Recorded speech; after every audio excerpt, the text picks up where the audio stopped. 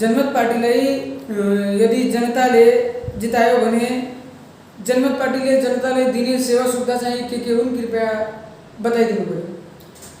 यदि यसपालिको चुनाव जनताले साथ दियो भने, जनताले जिताइदियो भने, किनकि यो पार्टी जनमत पार्टी जनताकै पार्टी हो र जनताको मागअनुसार नै निर्माण भएको पार्टी हो र यसपालिको चुनावमा जनमत पार्टी पनि भाग लिइरहेछ र यसपालिको चुनाव जनतामाथि नै निर्भर छ।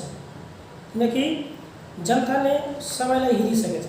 जनताले 71 वर्षदेखि काङ्ग्रेसलाई हेरेकै हो, जनताले काङ्ग्रेसलाई साथ दिएकै हो, मौका दिएको हो विकास गर्नको लागि, काम गर्नको लागि, जनताको लागि जनताले साथ दिएकै हो। त्यसपछि कसैले गर्न नसकेर जनताको लागि जनमत पार्टी आछ र जनमत पार्टी सामुदायिक स्वराजको कुरा गरिरहेछ।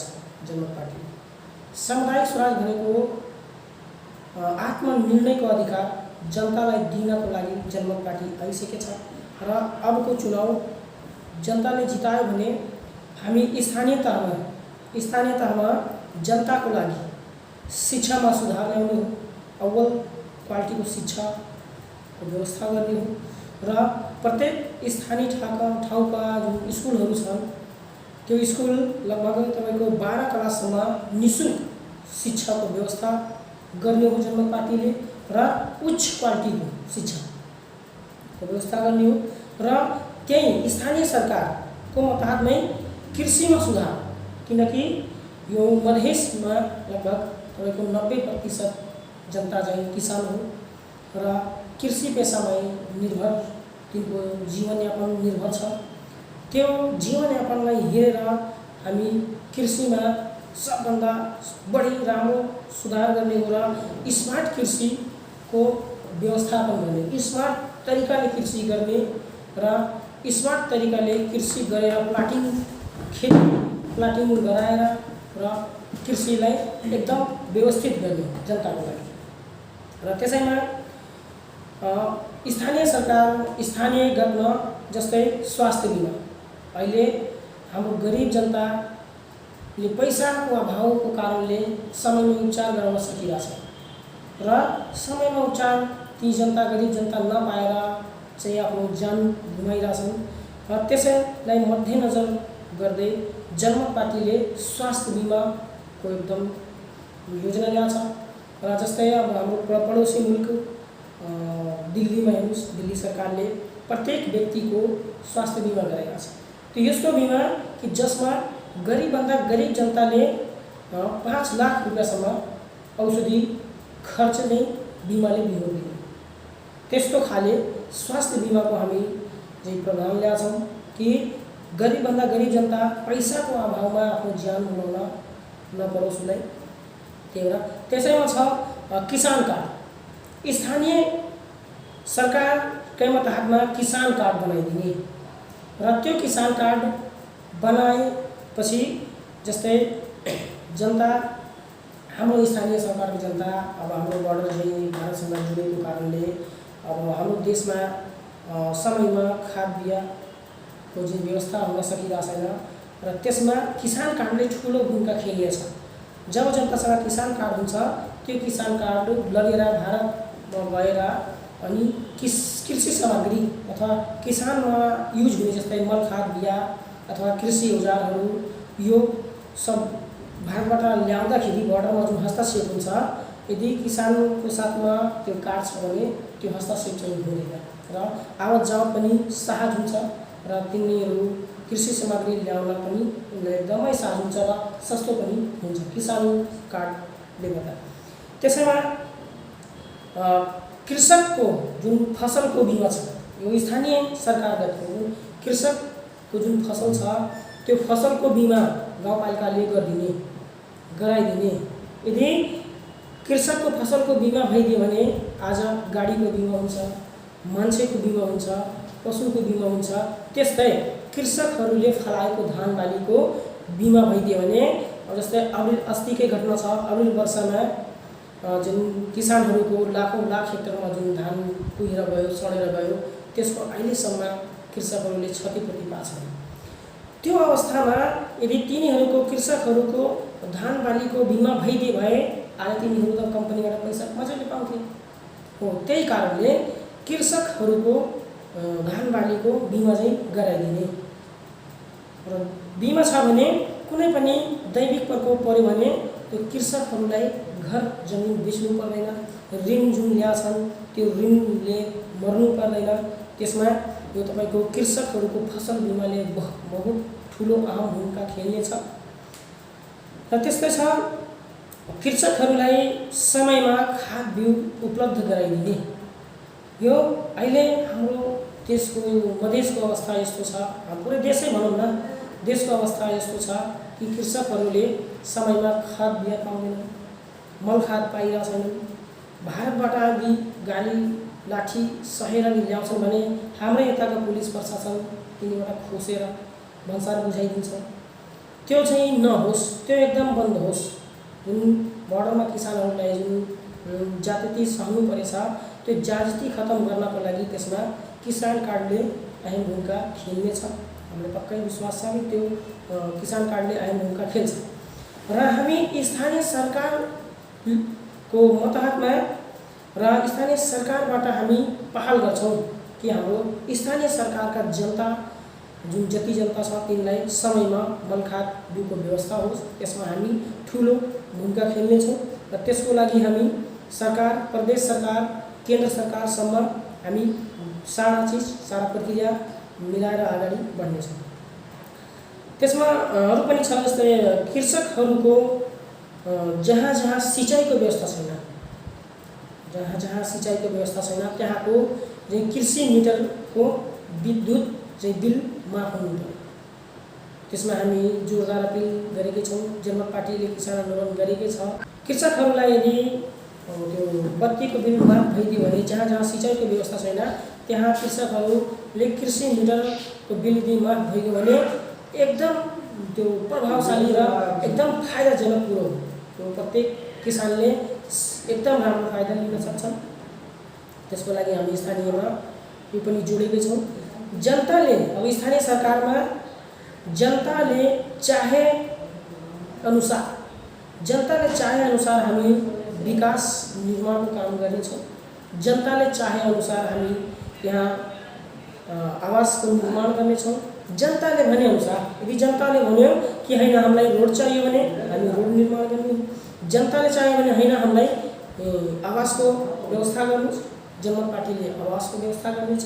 स्थानीय सरकारले जनताले भन्यो भने कि हामीलाई रोजगारी र यहीँ स्थानीय तहमा यहीँ कोही कम्पनी अथवा कुनै व्यवसाय अथवा सानो मझौला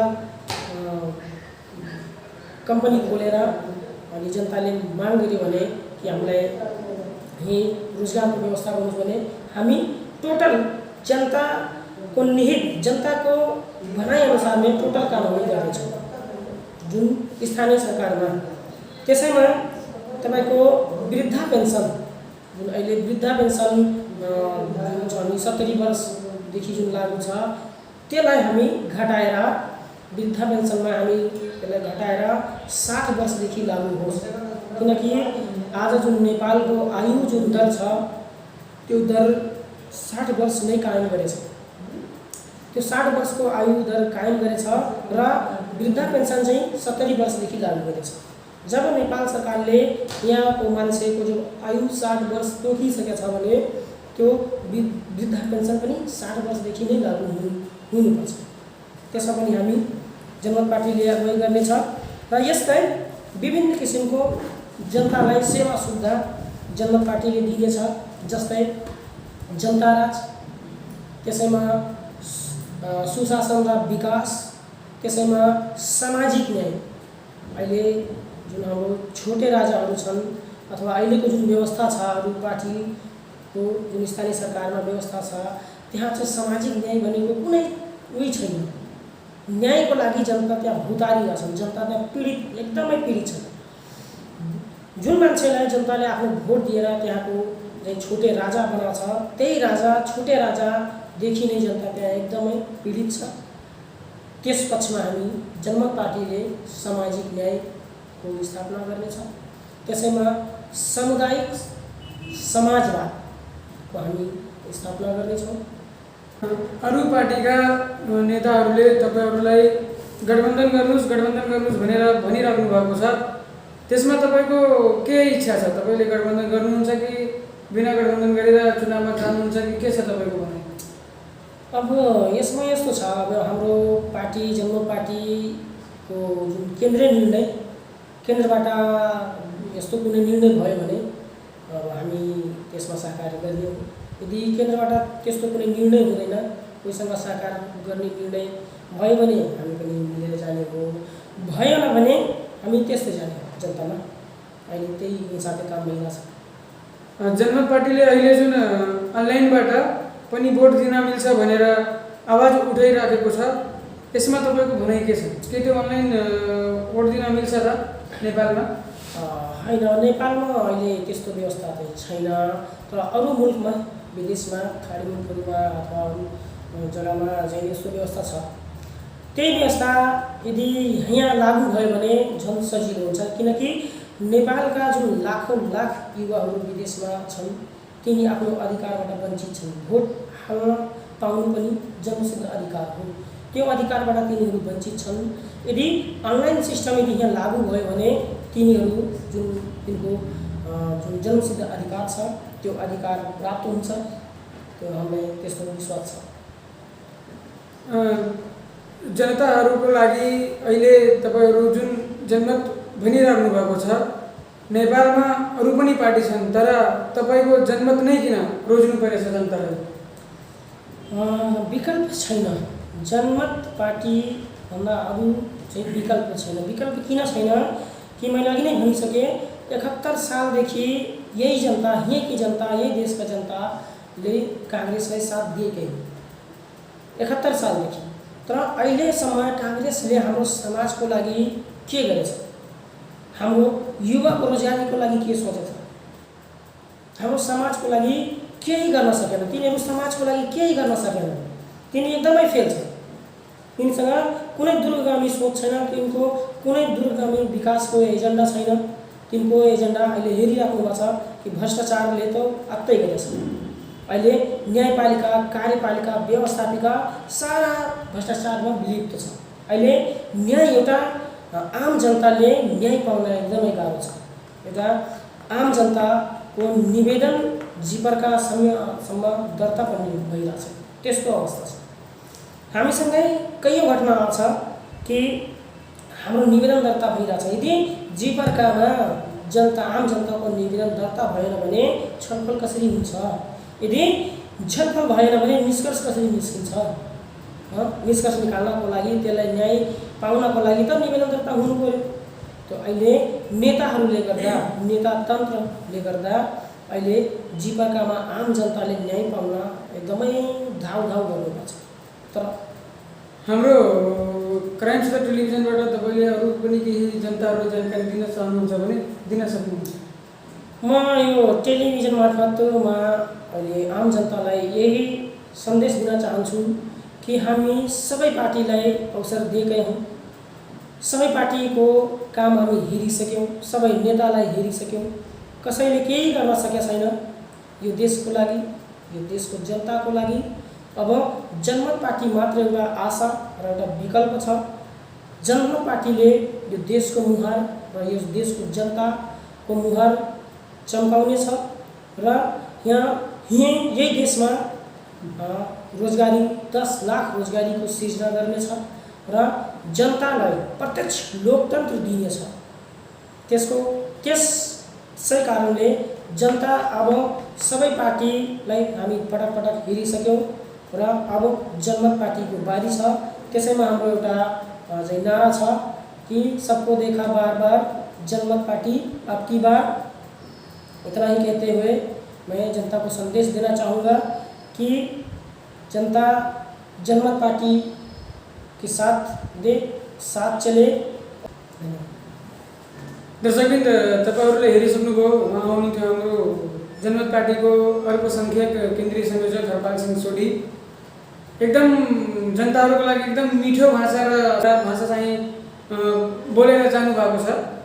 जनतालाई कतिको अरू पार्टीमा त कतिको पीडा छ भनेर उहाँले प्रश्न पारिदिनु भयो। जस्तै हाम्रो नेपालमा जसपा छ, लोसपा छ, काङ्ग्रेस छ, माओवादी छ, माओवादी केन्द्र छ।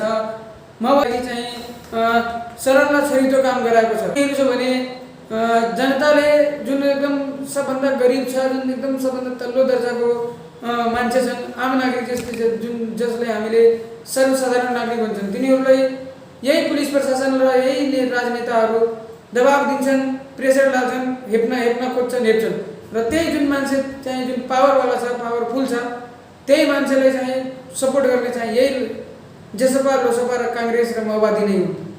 तर जनताहरू, म पनि तपाईँहरूलाई के भन्न चाहन्छु भने जुन चिज जनमत पार्टीको केन्द्रीय संयोजकजी, अल्पसङ्ख्यक केन्द्रीय संयोजकजी भनेर जानुभएको छ, त्यसमा तपाईँको के इच्छा छ, कस्तो कमेन्ट छ, त्यो मेरो यो क्राइम सदर टेलिभिजनमा कमेन्ट गरिदिनु होला। र यदि हाम्रो यो क्राइम सदर टेलिभिजनमा नयाँ आउनुहुन्छ भने जुड्नु होला र लाइक, कमेन्ट, सेयर गर्न नभुल्नु होला। हस्, नमस्कार, जय नेपाल।